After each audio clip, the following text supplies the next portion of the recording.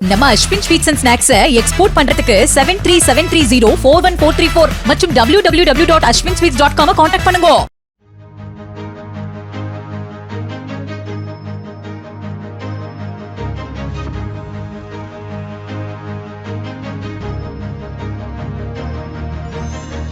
தமிழ், மலையாளம் மற்றும் கன்னட படங்களில் நடித்து பிரபலமானவர் நடிகை நவ்யா நாயர். இவர் சிறந்த நடிகைக்கான கேரள மாநில திரைப்பட விருதை 2 முறையும் கலைமாமணி விருதையும் வென்றிருக்கிறார். விக்டோரியாவின் மலையாளி சங்கம் ஏற்பாடு செய்திருந்த ஓணம் கொண்டாட்டங்களில் பங்கேற்க நடிகை நவ்யா நாயர் அண்மையில் ஆஸ்திரேலியா சென்றுள்ளார்.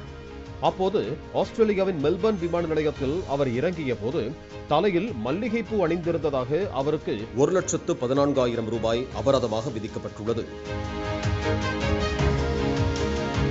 இது குறித்து பேசிய நவ்யா நாயர், தனது தந்தை தனக்கு 2 மல்லிகைப்பூ சரங்களை வாங்கி கொடுத்ததாகவும் அதில் ஒரு பகுதியை சிங்கப்பூர் செல்லும் வரை தலையில் சூடியிருந்ததாகவும் மற்ற 15 சென்டிமீட்டர் நீளமுள்ள சரத்தை மெல்பர்னுக்கு பயணம் செய்ய பையில் வைத்திருந்ததாகவும் கூறியுள்ளார். ஆனால் இது அந்நாட்டின் சட்டத்திற்கு எதிரானது என்பது தனக்கு தெரியாது, அறியாமை ஒருபோதும் விதிமீறலுக்கு சாக்குப்போக்கு அல்ல எனவும் குறிப்பிட்டிருக்கிறார். மேலும் பயோ செக்யூரிட்டி விதிமுறைகளை மீறியதற்காக அவருக்கு 1,14,000 ரூபாய் அபராதத்தை விமான நிலைய அதிகாரிகள் விதித்தனர்.